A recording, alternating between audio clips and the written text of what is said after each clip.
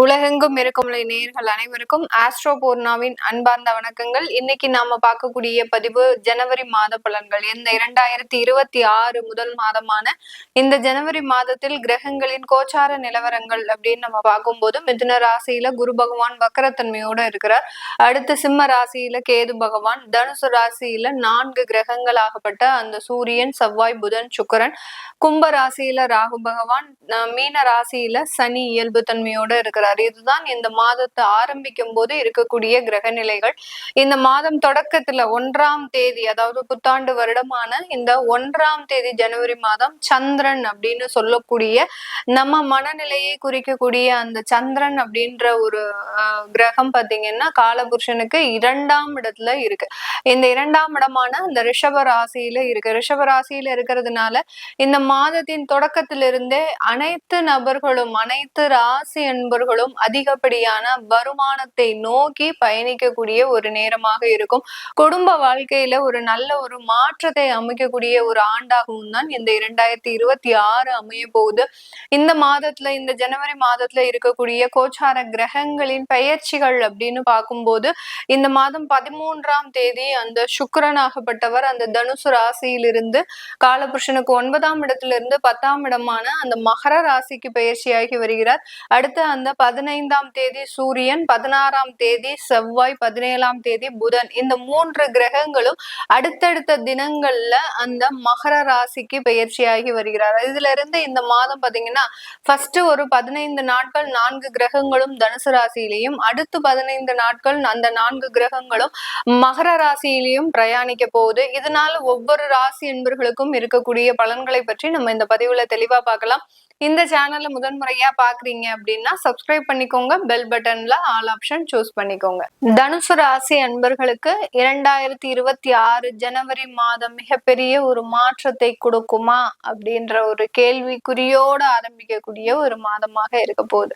ஏன்னா உங்களுடைய ராசி அதிபதி 7ஆம் இடத்துல வக்ரத்தன்மையோட இருக்கிறார். அதனால எதுலையுமே ஒரு நிலைப்பாடான ஒரு தன்மை இந்த தனுசு ராசி என்பவர்களுக்கு இந்த 2026 முதல் மாதத்துல இருக்காது. ஏன் இதுல நம்ம இப்படி செஞ்சா என்ன அப்படின்ற மாதிரியாக எதிர்மறையாக சிந்திக்கக்கூடிய ஒரு தருணம், எதிர்மறையான சில விஷயங்களை நோக்கி பயணிக்கக்கூடிய ஒரு நேரமாகவும் தான் இந்த தனுசு ராசி என்பவர்களுக்கு இருக்க போது. இதனால இந்த ராசி என்பர்கள் இந்த மாதத்துல சில வாய்ப்புகளை தவற விடக்கூடிய ஒரு தருணம், தனக்குண்டான வளர்ச்சிகள்ல 3வது நபர்களினுடைய தலையீடு இருந்தது அப்படின்னா இவர்கள்னால வளரவே முடியாது. அதுல இந்த மாதம் மிகப்பெரிய ஒரு பங்கை வகிக்கக்கூடிய ஒரு நேரமாக இருக்கு.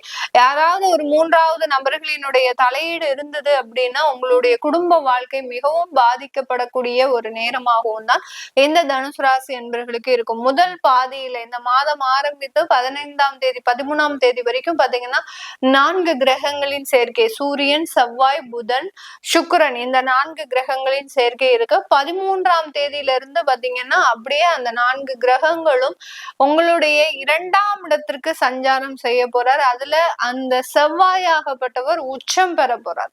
இந்த உச்சம் பெற்ற அந்த செவ்வாய் என்ன பண்ண போறாரு அப்படின்னா உங்களுக்கு வெளிநாட்டு வாய்ப்புகளை கொடுக்கக்கூடிய ஒரு தருணம். யார் யாரெல்லாம் வெளியூர், வெளி மாநிலம், வெளிநாடு இந்த மாதிரியான சில முயற்சிகள்ல ஈடுபடுறீங்களோ அவர்களுக்கு இந்த வாய்ப்புகளை கொடுக்கக்கூடிய ஒரு மாதமாகவும் தான் இந்த தனுசு ராசி என்பவர்களுக்கு இந்த ஜனவரி மாதம் இருக்க போகுது. அதனால வாய்ப்புகள் வரக்கூடிய ஒரு மாதமாக இருந்தாலும் அதை நீங்க அனுபவிப்பீர்களா, அனுபவிக்க மாட்டீங்களா அப்படின்றதுதான் அந்த ராசி அதிபதி சொல்ல போறார். அந்த ராசி அதிபதி 7ஆம் இடத்துல வக்ர தன்மையோட இருக்கிறதுனால கை கெட்டினது வாய் கெட்டாம போயிடும். அதனால இந்த இடத்துல நீங்க ரொம்ப தெய்வ பிரார்த்தனை அப்படின்றது அதிகப்படியாக இருக்கணும். இருந்தாதான் அந்த இயல்பு நிலையை விட நீங்க அசாதாரண ஒரு நிலைக்கு போறதுக்கு உண்டான ஒரு நேரம் இருக்கு. அதனால இதை நீங்க செஞ்சுட்டீங்க அப்படின்னா உங்களுக்கு கிடைக்கக்கூடிய வாய்ப்புகளை பயன்படுத்தக்கூடிய ஒரு நேரமாக தான் இருக்க போகுது. அடுத்து இந்த ராசி என்பர்கள் இந்த மாதத்துல சொத்து சம்பந்தப்பட்ட விஷயங்கள்ல நிறைய இன்வெஸ்ட் பண்ணக்கூடிய ஒரு டைமாக இருக்கும். பழைய வண்டி வாகனங்களை மாற்றி அமைக்கக்கூடிய ஒரு தருணம். புதுசா கார் வாங்கணும், ஏற்கனவே கார் இருக்கும், அந்த காரெல்லாம் நீங்க வேற செகண்ட் ஹேண்டுக்கு வித்துட்டு இப்போ புதிதாக கார்களை வாங்கக்கூடிய ஒரு தருணமாகவும் தான் இந்த தனுசு ராசி என்பர்களுக்கு இருக்கும். அதனால இந்த இடத்துல பாத்தீங்கன்னா செலவுகள் அதிகமாக இருக்கு. இந்த மாதத்துல இந்த தனுசு ராசி என்பர்களுக்கு செலவுகளினுடைய விகிதம் அப்படின்ற போது நிறைய அமைப்புகள் இருக்கு. நிறைய பர்சன்டேஜ் ஆஃப் எக்ஸ்பென்சஸ் அப்படின்றது இன்க்ரீஸ் ஆகிக்கிட்டே இருக்கும். அதனுடைய இன்கம் இருக்கா அப்படின்றத நம்ம முக்கியமா பார்க்கணும். தாராளமாக இருக்கு. ஏன்னா 2ஆம் இடத்துல சூரியன் வந்தாச்சு அப்படின்னாலே ஒரு ரெகுலர் இன்கம் அப்படின்றது இந்த நபர்களுக்கு இருந்துகிட்டே இருக்கும். அதனால இந்த தனுசு ராசி என்பர்கள் இந்த காலகட்டம் அதிகப்படியான நிரந்தர வருமானத்தை சம்பாதிக்கக்கூடிய ஒரு நேரத்தை நோக்கி பயணிக்கக்கூடிய ஒரு நேரமாக இருக்க போது அரசாங்க துறையில இருக்கக்கூடியவர்களுக்கு நிறைய ஒரு அங்கீகாரம் அப்படின்றது கிடைக்கும். சிறிய பதவியில இருந்தவர்கள் எல்லாருமே இப்போ புதிதாக ஒரு பொறுப்பு மிகுந்த ஒரு உயர் பதவியை அடையறதுக்குண்டான ஒரு தருணம். 2ஆம் இடத்துல செவ்வாய் உச்சம் பெற்றார். அதனால இடமாற்றத்தோட ஒரு டிரான்ஸ்பரோட உங்களுக்கு நல்ல ஒரு ரெஸ்பான்சிபிலிட்டிஸான ஒரு பொறுப்புகளை ஒரு உயர்ந்த வருமானத்தோட அனுபவிக்கக்கூடிய ஒரு நேரமாகவும் தான் இந்த தனுசு ராசி என்பர்களுக்கு இருக்கும்.